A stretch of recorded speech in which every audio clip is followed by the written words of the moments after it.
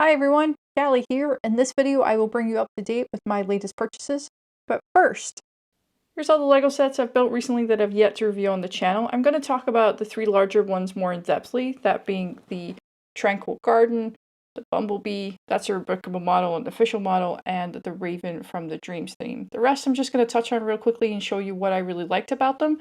I built this Dreams bunny because I was enjoying the Dreams theme so much. And my favorite thing about it is probably this minifigure and her sword. Pretty damn sweet. It's also really cute that with it you get the little bunny that's basically the same as the big bunny. It's really cute. It's on little wheels. Pretty nice little set. In front of that we've got the gift with purchase trophy. It was okay. If you didn't get it, you're not missing much. Frankly, it wasn't that great a set. Here we have the little Ninjago dragon. I can't pronounce his name. I'm not going to embarrass myself by trying to do that. But the front piece here is a print element. The bits at the side are stickers.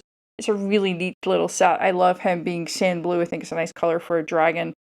I thought he was really cute when I saw a little molded version in one of the sets with the boat. I can't remember. I think it's like Destiny's Bounty or something like that. So that's where I sort of fell in love with him and decided to get the little buildable version of him. The three minifigures as set are pretty amazing. This guy in particular is absolutely on fire. I love that headpiece, that little like wolf, this little sword and everything. And he's got, you know, good torso and leg printing as well. In fact, all three figures have leg printing and he has really nice printing on the back. So this set's a great pickup if you just need something to add to your cart to qualify for a gift with purchase or something like that. So I'm watching all the Marvel movies right now, post Endgame, and of course I got to the Multiverse of Madness, and while I was doing that, I built Gargantos here. This set has been I've been wanting to build for a while and to put next to the Sanctum Sanctorum, but I haven't even built the Sanctum Sanctorum yet. The set is absolutely amazing. All these points of articulation down here, you can have all of these little antennas going in any direction you want. I think it's really effective. The core is absolutely solid as well. It's just really beautiful sort of display piece. It looks good from pretty much every angle, so I'm going to put that on the street next to the Sanctum Sanctorum when I actually finally get around to building it. Comes with 3 minifigures. Wong and America are exclusive to the set, whereas Doctor Strange appears, I think, in 5 sets total. For me, they're nice additions to my collection, but I actually just really like the model itself for this set. The next set is from the City line. I absolutely got this because I wanted the otters. There's actually 2 sets here, so there's 4 otters and 2 minifigures. I didn't bother building the other ATV and the little vignette here. I just sort of like that to populate it a little bit more. I'm not sure if I'm going to leave it like this or if I'm just going to, you know, take the otters and put them in a different scene somehow, but they're too cute to not pick up that set. I definitely got it on sale, and that's why I have 2 of them. Behind that, we have the unicorn, which I finally got around to building. It was one of those $10 sets that I added to a cart to have enough for a GWP. I bought it forever ago, but now that I have the Pegasus, I have the perfect thing to go with it. I really like the color of it and just how opposable this little horse is. You can kind of do quite a lot with it. The front here we have the MK5 Iron Man Brickhead. I'm so excited that they've released this. It gives me hope that they'll eventually release all of the original Avengers again, because I was not collecting Lego when these were out, and they're just too expensive to pick up on the aftermarket, and I would love a set of these. This one is really great. It just came out on August 1st. It's got a couple of really nice print pieces at the top here and here in the body, and I like the way we just sort of sit on there. And I know exactly where he should go in the Lego room. So let's just put him where he belongs, because oddly he does not belong down here next to Iron Spider and Baby Groot next to Venator, but I think he should go right up here and complete the Iron Man armory. What do you think? The next set is the Deviant Ambush, tying in with the movie The Eternals, which I did watch while I built this. The model is as you would expect from the box art. There's a lot of stickers on it though, right here, here, down the side here, and even on the back. The best element is kind of this whooshy bit at the top that I kind of like. You've got it here and down both of the arms as well. It's a pretty nice little model. It does do a good job of sort of being what it is in the movie, but I don't really know what I'm going to do with it. It's one of those sets that I bought that was on sale and I wouldn't buy now. Next 2 sets are all little stunts. I actually just really like them, even though I have absolutely no use for them because I don't have any of the stunt sets, but then essentially they just go on for a really long time. Woo! Look at that! Come on, this is just fun to do, right? Woo! Okay, I didn't really push that one too hard, but you get the idea. They go pretty far with not a lot of power, and they look pretty cool. I like this guy. He's like in a little bathtub. Pretty fun with the little faucet at the back and the duck at the front. That's a fun little set. And then this one really appealed to me because the bear's just super cute. So why wouldn't I get that? Last but not least, I got a bunch of little sets here. Some of them are even 4+ sets that I purely got just for the minifigures. I like having pretty much all the Marvel minifigures, the sort of collection I'm working on. Obviously not all of them. I'm never going to be afford like the Comic-Con ones. But they are pretty nice little minifigures in here. I got Fury, got Miles Morales, Rhino, Hulk, Goblin, Spider-Man, Mysterio. I don't really know what I'm going to do with all these cars, but it's sort of a shame to just part them out and throw them away, because like with the Hulk hands here are pretty cute. I like the print piece on the Rhino, and then the print piece here on the Miles Morales one as well. So if anyone has a good idea about how to display all these little cars in a way that, you know, doesn't look like a cluttered mess, do let me know. Before taking a look at the 3 larger sets, let's have an unboxing session. First off, I got the general store, which is 1,906 pieces. I just really like this. I thought it was something a little bit different from what you would normally get on a Lego set. Obviously, none of the minifigures and things are exclusive. They have to use pre-existing pieces. But I really like the fact that it was modular. You could open it up, you can get inside it. This kind of would fit on maybe like a beach if I wanted to do that rather than go for a straight out Western theme. Or I could, you know, if I ever have room for a theme park, you could have a little nice sort of Western theme park in there. So I'm looking forward to building that. Probably not a high priority because that's not where I'm working it right now. But one thing I might build a little bit quicker is the Snack Shack, which is only 539 pieces. I thought this was super cute, and I was really pleased to see sort of a few smaller sets on the Series 1. I didn't end up going for the castle or the train yard because I have Lions Night Castle and I don't have room for trains. So these were the 2 that I ended up picking up. This one's going to go perfectly on the beach area, which I will get to at some point. Right now, the beach area is just completely and totally a concept. So those are the 2 that I got from the Bricklink Series 1. A couple of more sets I got came in on back order. I don't remember exactly when I got them, but this one just arrived this week. It is the Construction Excavator. It has 633 pieces. This is going to go on the base plate that I have in my city that shows like something's under construction. I just really like that idea of having that one base plate, and this is going to be perfect for that. This is a good size. They have a bigger one that came out, but it's just going to be too big to fit in like my little city area. This is just wonderful. You know, what a great play feature. It has all the things that a kid would love, but it's going to look great in my city too. Even like the fact he's got like blueprint plans there, and these minifigures are solid. So nice pickup. Pretty happy with that one. On the city theme, I also got the Lego delivery truck. I think most people pick this up or are hoping to pick this up. It is quite expensive. I think this was $90. I'll have to check that, but that's the number I have in my head, which is quite a lot for 1,061 pieces in the city theme. I think part of that though is because these are large print pieces, and these must be stickers, but these I believe are print pieces. I'm looking at it now. I'm missing any sticker element. Yeah, so I think that's the reason why this is slightly more expensive than maybe a normal city set. It does have quite a few minifigures. I'm counting 1, 2, 3, 4. Look at the top. Yep, there's all 4 minifigures. Looks really great. I'm really excited about all these little packages. I mean, putting those stickers on is going to be a pain, but that's okay. Let's look at the back of the truck. And as you can see, you've got the printers on both sides, and they open up and you can see all the stuff in there. Now for my city, for this to work, I'm going to have to build a Lego store, so that it makes sense that there would be a big Lego delivery truck somewhere. That's okay. I do have the Lego modular building, you know, the one you can buy in the store right now. So I'll take that and probably make it larger to make that work. Another big set that I have that I actually got this when I was on vacation, so this was way back in June, but I haven't shown it to you yet, so it's too big. It doesn't even fit in the screen. Hold on. It is the Lighthouse. I've been wanting this one for quite some time, but justifying the $300 was just really tough, but I got it when it was double points. And so I felt like that was a good time to finally pull the trigger and make this pickup. Really, that element up there I know is really expensive, and the motor, and that's why this set costs so much, but it's just going to look truly outstanding in the water area. I'm saying the water area is a sad existence right now. But when I do finally start working on it, this is going to look superb. In addition to the Raven that you've already seen built, I actually also pre-ordered this Dream set. It is Cooper's Robot Dinosaur T-Rex. I really like Dream sets. I think they're just exciting to look at, and I love the minifigures. I just don't really know what I'm going to do with them all. So I have a lot of Dream sets, and I should build them and create like a nice Dreams display. This one comes with 4 minifigures plus Sneak. I'm not really sure what Sneak is supposed to be, but looks like a cool, fun animal. If you know, you can drop it in the comments and let me know what Sneak's supposed to be. That would be really helpful. But this just looked like a really fun build, and I just really wanted it for that purpose. It's got a lot going on. You can build it as a dinosaur. You can build it as this like weird mechanized raven thing.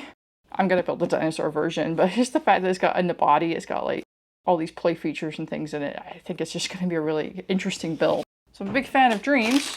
And they had a promotion a couple weeks ago. If you spent $50 on Dreams, you got these 2 free poly bags as gift with purchases. So I got those, and to qualify for those, picked up Zoe's cat motorcycle. Pretty much because it's a cat and it's got some pretty cool minifigures. If you look on the back, you can see how this Dream set's going to work. We've got the main cat, which I actually really like.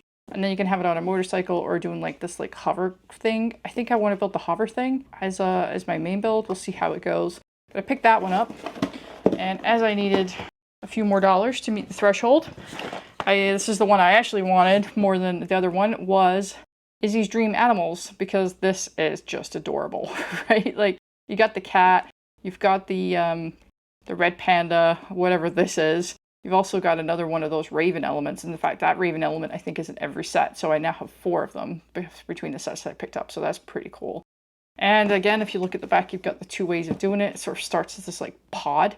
And then you can build like the cat that we saw in the front. You can also build bird because you got its beak there. And then, or you can build a turtle. So I believe this is a printed element, and so is this. So that is a really nice sort of deal for the set. So I think that one's pretty good value. And then my most recent order, which I put online, which qualified me for these 2 GWPs, both the flower pot and the Pegasus. I actually have the flower pot and I've already built it. I actually had 2 and I gave one to a friend, so now I have another one. Maybe I'll build it and use it as like a decorative thing at work, because right now my other one is sitting beside my television, so maybe I'll do that with it. Don't really have a great desire to like sell it on or anything. I don't do things like that, so I'll find a use for it. But the Pegasus I'm pretty excited about. It is a 3-in-1. I'm definitely going to start with the Pegasus. But spoiler alert, I actually have another one because I went and hit up the pad wall this week. And so I'm thinking building the Pegasus and maybe this like weird duck thing. I don't know. I think it's going to look pretty cool. It's a nice little GWP and I'm really impressed by it actually. And I did build, as you saw, I did build a little rainbow version of this. So they'll go nicely together. So to qualify for that, I finally bought the bonsai tree. My box came pretty badly bashed. It was kind of a sad situation, but you know, you make do. I just wanted this after building the Tranquil Garden. I just really sort of fell in love with like having these kind of sets around. I think they're just absolutely gorgeous. I don't know which way to build. Would you build the pink version or the green version? Let me know in the comments. I'm sort of interested from people who've built both and maybe displayed both what you think is the better look. It's probably going to go next to the Tranquil Garden on the shelf, so something that will fit in with that would look good. Although it would look good, I think, with any of them. But I finally picked that up. I'm not too worried about the bash box because I'm sort of getting to the point where I'm not going to keep my boxes anymore. It's getting to be quite a desperate situation. Final set, and it's actually for my winter village, and you're probably going to look at this and instantly go like, why is this for your winter village? I don't really understand. But it's Zane's Ice Dragon creature from the Ninjago theme. It contains 973 pieces. It came out quite a while ago. I saw it in store and I did want to buy it then, and I was just like waiting for the right moment really to pick it up. But I decided it was finally time. So for my winter village, I have this idea of an ice dragon fighting the new Ninjago red dragon for protecting the ice world or something like that. It's going to be sort of a crazy little dragon fight. So that's why I really wanted this ice dragon. I also think the minifigures in this are insanely cool. I mean, I just love the Lego theme and how beautiful all of these figures are. Like, I don't know who these characters are. I don't watch the Ninjago show. I probably should, and then I could appreciate this more. Or maybe even just play the Ninjago Lego game. I could play with my Switch. That would probably do it. but these figures look amazing. If you look at the back of the box, it's actually a 2-in-1 as well. So you can build, if you really wanted to, like I am, I'm going to build the ice dragon because I want the dragon kind. Or look at this artwork. Swishing over here, you built this cool like mech, which is, you know, as mechs go, they look really great. I would build and collect mechs because I think they look amazing, especially the Monkey Kid ones. But eventually you just have to decide, like, you can't collect everything. I also redeemed insiders points in the reward store to pick up these magnets. I think each were 2,200 points, something like that. So it's like 20 bucks. It's actually quite a lot for a magnet. I'm not gonna pretend that it's not. But you do actually get a high quality product for what you're paying for. I didn't actually expect something quite so nice. So all of them are, the actual magnet itself is, you know, the piece that you would expect. Solid, obviously, it's gorgeous. The finish on this is high quality. But then you also get like a little backing for it. It's got the number 2 on it to help you understand that that goes on that. It lines up perfectly. And then you've got this little Lego base, which is beautiful. It's like that brushed metallic finish to it is quite nice. And then that just sort of sits in there and it gives you a way of displaying them that isn't, say, like on a fridge or something. And it's the same for all 3.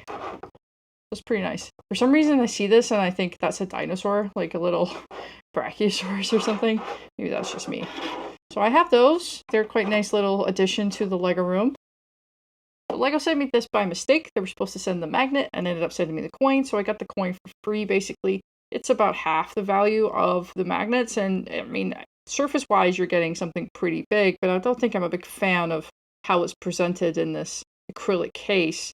You see, if you go around the back, you gotta unscrew it to actually get to the coin itself. The fact that the coin is not straight, it's at an angle, kind of bothers me a little bit, and so I kind of want to go in there and open it up and fix that, but I'm probably not gonna touch it. I can just display it with these guys. It's a little weird that I only have one, but I'm not gonna buy any more coins. I've also been using my reward points this year to pick up all of the Ninjago micro builds, so I now have them all.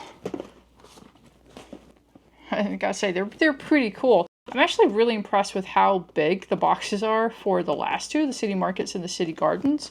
You can see,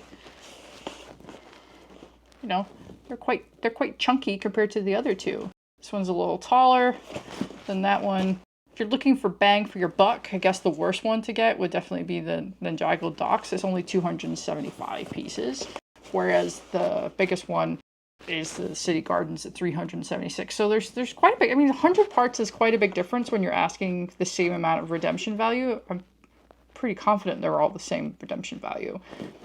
But I suppose if you're going to buy one, you're going to get the other. So this cost, someone will probably do the math for me, but I think it's something like you have to spend $1,000 at Lego to get enough insiders points to be able to redeem all of these. So this is very expensive for what it is. But at the same time, I think they're kind of cool, and I'm excited to build a little micro city, not only with these sets, but also the Houses of the World and the little micro ones we've got recently, like the flower shop and the candy store, and there's another one, and I think there's a 4th one of that. So when I have all 12, I'll spend a day, build them all, and create like a little micro city somewhere and figure out where I'm going to display that. So, nice overview of all my recent purchases. Seeing them on my desk here, absolutely jam-packed to the point where I can't even fit them in, really gives me a little bit of anxiety, which is why I'm sort of changing up how I'm going to be doing the channel, so I can do a lot more building and just rattle through things a little faster. But I do think I have a nice collection here of a lot of different themes represented, and things that are for display pieces, things that are going to be in the city, things that are just going to generally make me happy, and maybe encourage me to work on new areas that I haven't even started yet.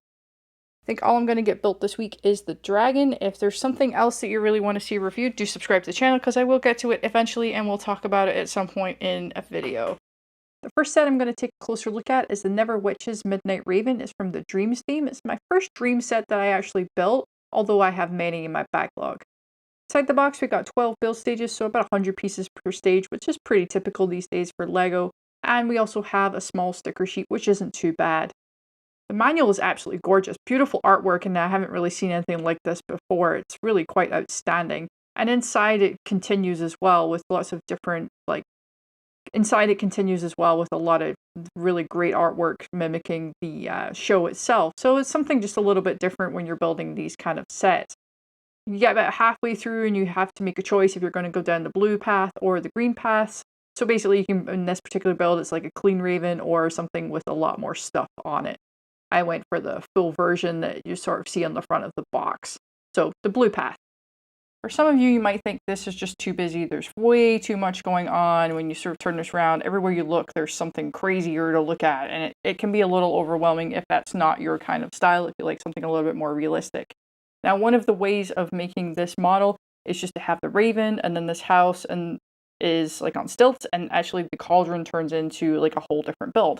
So if I take off the minifigures, which we'll showcase later, starts to look a little less busy, which is pretty good. We can remove the cauldron, and it's got some pretty nice part usage in there. And then we can also remove the house. The house just kind of pops off. Well, theoretically it pops off, but as you saw there, it did pull off that side. So let me just fix that real quick.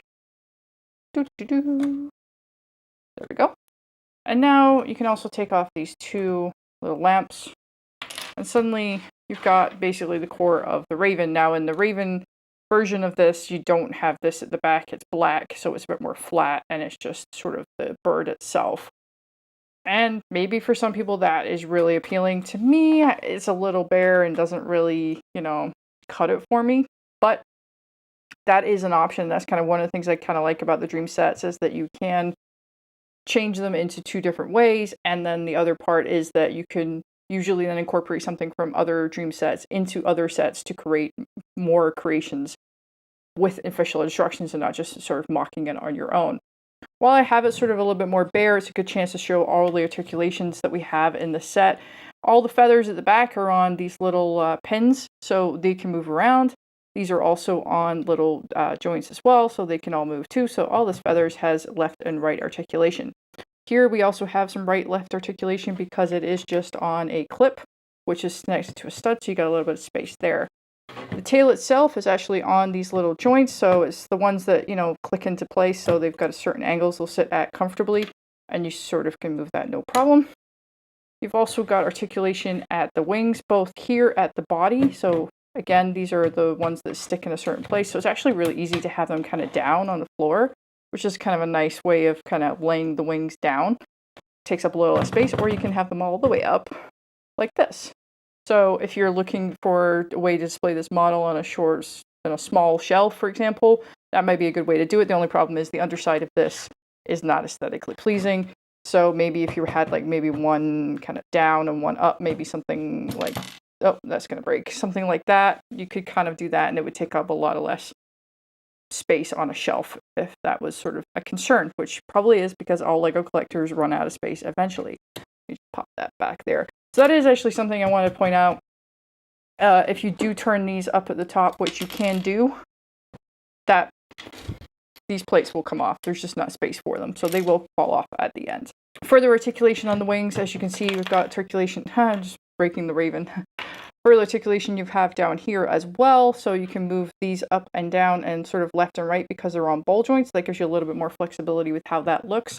And the same with the feathers at the back here. They're also on a right-left joint hook, so you can move them around as well. So that's actually a really nice sort of amount of movement you have in the build. Oh, I actually forgot. You can also move the beak down. The top doesn't move. There are joints here, but because of the way the rest of this is constructed, it is not meant to move. They're only meant to move a little bit down here with the beak. There's a couple of play features in the set as well. Down at the bottom in the belly of the raven, we've got this little sort of enclosure that has a jumper there that's clearly for something. I'm not sure what it is. It might be a minifigure, like a little mini prison or something. It does have an egg in there as well, and a gem. So it does feel like it's sort of something that is a throwback for that we've seen in the television show, and it uses these two purple webs to create the sort of enclosure for that. On the top of the raven, we also have another play feature. We get a little trap door in here. It's obviously for something because it does have a nice fence element inside of there, and hopefully you can see inside with my camera, probably to hide someone, and it's where the cauldron sits. In addition to the raven itself, there's also some nice play features in the little house. I did like the way they created this chimney. It's also the same technique that they've used in the Nightmare Before Christmas set that's coming out next month, where you basically have these hinges to create the different angles, and it sort of can sit however you want. I think that's a pretty neat way of building a nice technique that I kind of like to see. The house does open. It's on hinges at the side, so it does open and you can see inside. And inside of it, we do have potions along the top. both sides of the roof, which is a really sort of nice little feature of wave adding detail without, using internal real estate. Inside of it, we do have a plant and a gem, so it's a sort of little potion master thing. To start with, I thought maybe it was a prison, because if you look at the sides, it's got gold bars there, and there. But no, it can't be a prison because there's a giant gap at the back here, and obviously it's got full of potions. You're not going to give that to a prisoner. So that is actually quite nice. These are sticker elements here. They weren't too bad to put together. It does help that they're not like directly next to each other, so there is a gap that is helpful. And the little door does open. Some nice little parts actually in this set that you probably haven't seen before. I certainly haven't seen them before. I don't know what other sets they come in. First off, of course, is the molded raven with the beautiful pink wings. I believe it's in pretty much every set in this wave of dreams, but I think it's a new mold to this particular wave of dreams. It's a really cool mold, and of course it matches perfectly with the giant raven that we just built. The next thing I want to point out is the beautiful pieces that were used to make this cauldron. I just think this is such a beautiful construction here. And when I was putting this together, what really impressed me about it was how I thought it was something else to start with, and then I put it together, I'm like, oh, that makes sense. Because actually, when I pull this top off, and these two connectors, which are actually also sticker pieces, put that, and you get the two pieces that create the cauldron, which are these two right here. I thought it was a diver's helmet, right? Like, put them together that way. Okay, do you see it too? Am I alone? Diver's helmet, right? Big head, because obviously it's too big for a minifigure. But it's a diver's helmet, right? Another part that I found that was new to me that might not be new to you was actually these really fun little crystal head pieces, because I haven't seen these with the sort of textured top. I've only ever seen them with smooth top before. And I really like this. I think it's a nice little upgrade to display cases. It sort of really gives me Beauty and the Beast vibes with that one, so that's quite nice. I see the Never Witch's Midnight Raven being a set that a lot of people wouldn't pick up. And I get that. It is a little crazy. It's got extremely vibrant pink tips. It has a house on the back of a raven that's also carrying a cauldron that has also got a little prison underneath. It doesn't make sense. Of course, it's not meant to. It's a dream set. But you are missing out on some beautiful techniques, some fantastic part usage, a set that you will sort of look at multiple times and see something new. And it has also got a lot of ways of displaying it because of the articulation in the wings. Can't fault the minifigures either. They're all beautifully printed with leg and toe printing for most of them. They have a skirt, they have accessories. They're just really beautiful figures. Would this fit in everyone's collection? No, absolutely not. And of course, you've got to be selective with what Lego you buy these days, because there's just so many sets, you can't possibly get them all. But if you're looking for something just a little bit different that is excellent value for money, I can't fault you for picking this one up. If you're looking for a perfect introduction to Lego for an adult, then you can't go wrong by picking up the Tranquil Garden. 1,363 pieces is substantial without being overwhelming. It offers a relaxing and detailed build that's perfect for unwinding and familiarizing yourself with the hobby. What makes it such a great choice is that it teaches you a variety of Lego building concepts, including architecture, landscaping, and waterwork, all without really realizing that you're picking up these skills. One thing that's absolutely outstanding to me about the Tranquil Garden is that not only is it a gorgeous display piece, I mean, it's phenomenal, it's beautiful from every angle, but also that it's basically an adult playset. Because right here in all of these little sections, these little modules all come out, and they're completely interchangeable because it is just a tiled off square that all of these modules can fit into. And because of that, you can make this look however you want. Try not to break it in the process, of course. There we go.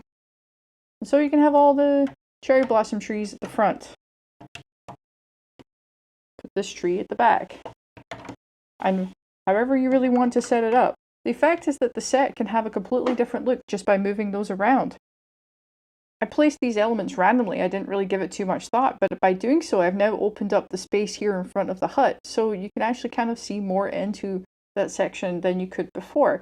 Whereas if we had the big cherry blossom tree at the front here and here, as we did originally, it is a little bit more cramped and a little harder to, see in there. It also overhangs the back of this as well, which might not work for you depending on your shelf space. Looking at it from this angle, you can really see how we've got all the holes available for putting those elements. But it also really shows you how beautiful the waterwork is. I hope my camera can show how there is light green here and then dark green underlaying the transparent blue elements to create the water. It really shows difference of depth in it coming up towards the side. I've seen this technique fairly frequently actually, but normally it's done with dark blues and light blues rather than greens and tans. So I found that kind of interesting, and it does definitely work. So something to sort of kind of keep in mind if you're sort of running low on blue elements, you could do it with green as well. It definitely shows a depth difference under there. Further, I really like the way that this really gives good landscaping. We've got nice sort of edging here. There's a barrier between the river and the greenery. But then if you actually look around the back here underneath the hut, that's where you can really see the fact that there's actually some beautiful rock work under there that you don't actually get to see unless you're sort of really looking. But it's nice that it's there, and it's nice that it's beautifully blended in with some extra slopes and 1x1 cheese wedges. The design of this bridge is absolutely exquisite. I'm a big fan of it, and I'm thinking of doing something quite similar actually in my winter village because I have a lot of those little gold clips in there, and I think I have some gold bars that would look really good. It's sort of the centerpiece, but without being overstated. I like that about it. It also helps give the set a nice pop of red, which helps counterbalance a lot of the green and blues that we're seeing in the set. I was incredibly impressed by how well this hut turned out. I think part of that is the fact that they have the perfect element at the edge here. I personally haven't seen this before, but I think it's pretty common in Ninjago sets to have a lot of those temples, but maybe in different colors. It's very effective though, and it looks absolutely stunning. To lift the top off is pretty easy. It's only connected by a couple of studs to the bottom there. And the construction of the hut itself is pretty standard, honestly. I really like the way we've got the clips around here to create sort of that nice trimming, and then the clips at the edges there just to finish off the corners. I always really like it when you see part usage like that in a way that you wouldn't normally think to, and then suddenly you realize, oh, that looks really good, and that's sort of where I get really impressed by Lego design. The use of white to create the paper windows is pretty nice, and as you can see, there's nothing really much going on inside, but there shouldn't be because it's just to sit on top. Once we actually remove that, we can see into the little tea hut, and we have all the sort of trimmings that you would expect from there. It's really cute that we even have a couple of slippers. I guess my only criticism about this is they could have made it one stud wider, so you could have actually had a minifigure in there, because once we put the lid on, there is no room for a minifigure. And there is no minifigure in the set, so I suppose that would make sense that there's nowhere to actually put it. But we do have slippers that implies a minifigure would in fact be using this. I know it's a little bit of a weird thing to point out, but I really like the way the base was constructed, and it used these sort of tire elements to create basically nice little padded bits to put on the surface. And so when you put it down, it actually sits really nicely and feels like a padded sort of surface to it.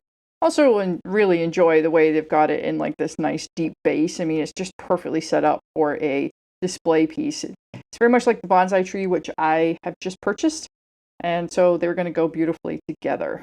I really do think this set is the perfect entry set for someone just getting into Lego. I suggested it to a friend of mine. They built it. I hadn't even built it myself yet at that point, and they loved it. And now they've been collecting Lego for months and months and months. They're big fan of Dungeons and Dragons, so they were pretty excited when that set came out. I think what's one of the best things about it is that it's rewarding as you're building it. Like, you can see how you're getting to the result in sort of a quick time. You know how some sets you're building and you're not really quite sure what it is you're making at the time, and you're just like patient with the process because you know Lego's going to make it pay off for you? Well, that set isn't like that. It's like, I know I'm building this little hut, or I know I'm building the bridge, or when you're doing all the water work and you see it come together, that's just really like gratifying at the time. And of course, the fact that there are printed elements in there really help too. And then you can sort of build something like that, and then you can just sit for hours and be like, one day I just want this to look a little bit different because that's what I'm in the mood for today. And so you can make the focus of the set be the front like this, so you can like see into the hut. Or as it is actually shown on the box, you could turn it around and suddenly, like, now the back of the hut is the most focused thing in these trees that I put here. Or you might think, well, I don't really want those trees there. Let me put this one. Or you can break the tree. But maybe you could put this over here. Like so. I'll just fix this tree real quick. and pop it in there. And now the whole set has quite a different vibe to it. I like that. I like that everyone can have the same set, but it can look just a little bit different. For me, it's absolutely worth the money. $109 is fantastic. It's actually such a great parts pack too, because of the trans blue tiles, that I can see people picking this up if it's ever on sale just for that purpose. It's probably, haven't counted the number of tiles in here, but that, along with the rock pieces you get and all of this greenery, plus all the tree stuff, probably a really good set to have if you're building a city, just to have some more parts too. So if anyone sees it on sale, do drop in the comments and let me know, because I'm going to want that. Overall, the Tranquil Garden is a fantastic set, excellent value for money. It looks good, it's fun to build, and it delivers everything that you'd expect. 10 out of 10 for me. As soon as LEGO announced that they were going to have a Bumblebee Transformer, I was so excited. And I was still excited when I saw the official images of it, but I knew that it wasn't quite right for me. Now, I understand that the Transformer that they have as the official model is based on the cartoon. And it's actually not bad. Considering it's a model that changes into a car, it's pretty good. However, it just wasn't quite what I wanted from my Bumblebee. I sort of got used to the movie version, and that's really what I wanted.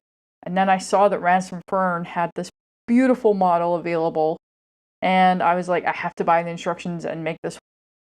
Of course, his model does not transform into a car. It is just him standing.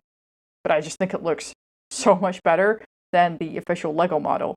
Because I've gone for this sort of pairing, I do now have the movie version in the model form, and I have the cartoon version in the car form, because if it was movie accurate, this would be a Camaro.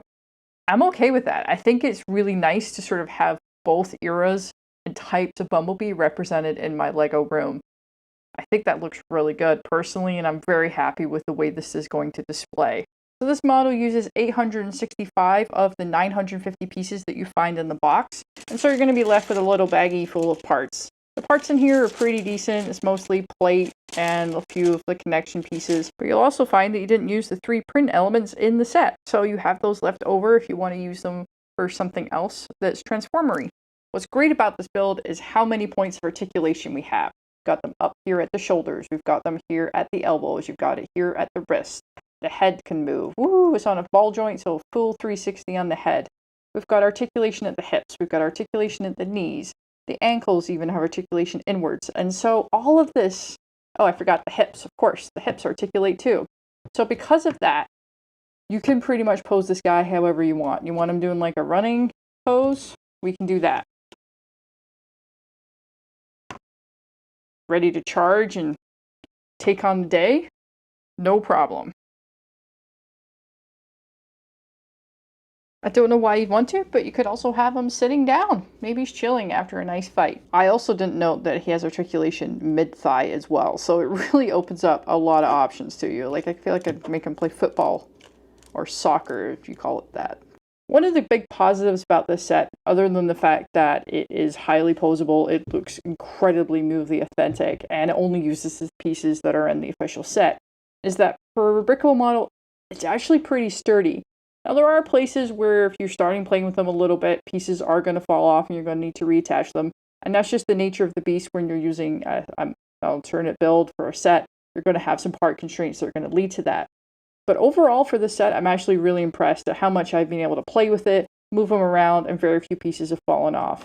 This little guy here will probably fall off, and the two studs, these two elements here will probably fall off because they're only held on by one stud. The coverings on the arms are also fairly loose, and they sort of just are held on by a couple of studs here and there. And so if you're playing with them a little forcefully, they will come off, but they're very easy to put back on. It's not really that big a deal. Also, the arm is supposed to be fairly loose because you can change it out for this little gun that's included in the instructions. So you can have a gun arm if you would prefer, rather than 2 hands. Overall, I'm delighted with this. I can't adequately explain to you how much I love this model and how much it just makes me love Bumblebee and the Transformers, and that's really one of the things you want to get from LEGO. You want to feel the connection to the franchise that you're building at the time, and this model did it. The other one, no, it didn't. when I convert that bug into a transformer, you'll see that it's just not the same. So how about we do that? We take a look at the bug model, the official format, and then we'll transform it into a transformer, and then you can see both side by side. I must say, I am in love with this car. It is solid. This thing is heavy. And just for scale, here's the taxi that came with the Daily Bugle. It's pretty small. So if you were hoping to somehow magically put this in a city, it's too big. It's far too big for that. The car itself is gorgeous. It has everything you would expect it to have, and it doesn't automatically look like any of the design of the car was sacrificed to be able to make it transform. And I think that's really a huge credit that we need to give to the LEGO designers here. It also moves really smooth. I've been sitting doing this for a while. When I first built it, I just wanted to roll them around. A lot of these are little modules that sort of sit on top, like this will come off, this pops up, it's on hinges, this is on hinges at the back, and it's all just to help with the keeping the transformer elements. But when it's all sort of pushed down and in place, the seams of those are, well, seamless. You can't really tell that that's all going to come apart and sort of hinge off. Maybe here, because that is literally a hinge, but you sort of don't really tell that this entire back piece will actually raise off the back of the chassis there. So that's pretty sweet. And then when we come around the side, you can see that these are on hinges, and so these come out and help it sort of become a transformer and not a car. I do like the fact that we have some print pieces on the car. We have the one up here and the one at the front. Now I do have a spare one from my rebrickable model, so I could sort of put one there and make it sort of, symmetrical. Let me know what you think, if I should do that or not. There are cute little touches, like the little bee in the windshield there. It doesn't need to be there for its transforming purposes, but it is quite nice for a little homage to Bumblebee right there in that tile element. I'm sort of not great at describing cars, and I don't really have a great passion for them, so I don't really know what else I can really add to this other than saying I like the look of the car, I want to look at this on my shelf forever, and I don't like cars. So if I'm saying that, I think it's probably a really nice design and something that you will ultimately enjoy. Let's get transforming this guy and show how all of this can become a transformer. When you build the official model, it is built as the car. And then you get a whole bunch of instructions of how to change it from a car into a transformer.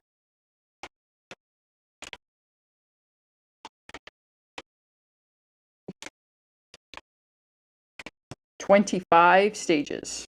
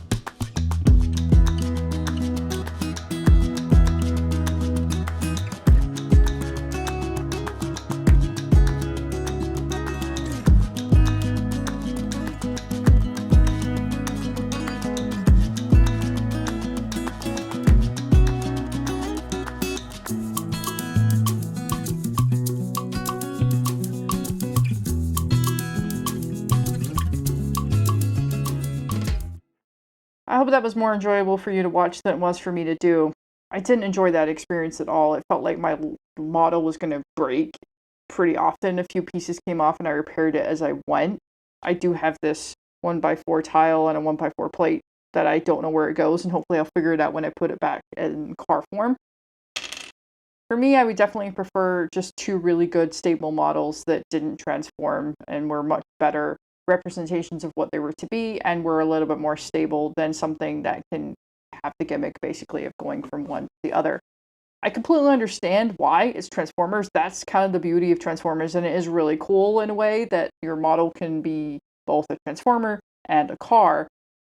But at the same time, you're sort of losing elements from both to make that work, and as a result, you're sort of left with this meh feeling about the overall look of the model. Like, this isn't bad. Like, when you think about the cartoon, this is not terrible. This Bumblebee here looks pretty good. It's very obvious when you look at it what it is. And there's probably people out there who are classic Bumblebee fans that are really excited to have this model and have it look like this. But I much prefer what I have now. Is it worth the money? Well, $90 for a 950 piece licensed set actually isn't that bad when you compare some of the Star Wars prices and even what they charge for like that midi helicarrier for Marvel that just came out. It's not a bad price. You get some pretty good parts in there. There's some print elements in there as well to really sort of elevate the model. It's a good piece of engineering. You can't deny that. It's got this sort of strong core that kind of rugifies it a little bit. But at the same time, you sort of lose a lot of great aesthetics just to make that work. And I'm not sure that it was worth it. Having seen the Ransom Firm version in my hands and playing with it, that is a much more fun model and toy than the cartoon version that LEGO provided. Personal preference, though, I think it's great that this community can make things like this so you can sort of have whatever design is that you want that makes you happy. And so you might really love the LEGO version, and that's fantastic. Go for it.